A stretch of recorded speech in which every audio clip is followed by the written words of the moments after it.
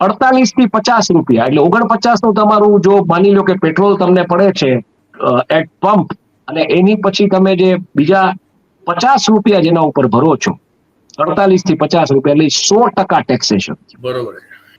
હવે કદાચ આ લક્ઝરી નથી પેટ્રોલની, કારણ કે પેટ્રોલમાં દૂધ, શાકભાજી, એ બધું જે ડીઝલ ને પેટ્રોલ ઉપર પ્રાથમિક જીવન જરૂરિયાતની વસ્તુ છે ભાઈ સાહેબ, તમામ ચીજો, એટલે તમારી દૂધ, શાકભાજી, મીઠું, મરચું, હે ને, કોથમરી, દવાઓ, પીવાનું પાણી, બિલકુલ એટલું જ આ પ્રાથમિક જીવન જરૂરિયાતની વસ્તુમાં ગણાય.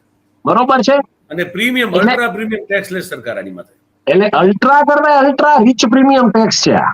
એટલે તમે કદાચ આને લક્ઝરી ટેક્સની કેટેગરીમાં નાખી દો, સપોઝિંગ જીએસટીમાં, અને તમે એમ કહો કે ભાઈ કેન્દ્ર સરકાર ને રાજ્ય સરકાર વન ટેક્સ વન નેશન ની જે વાત છે એમાં તમે આને નાખો, એટલે તમારું પેટ્રોલ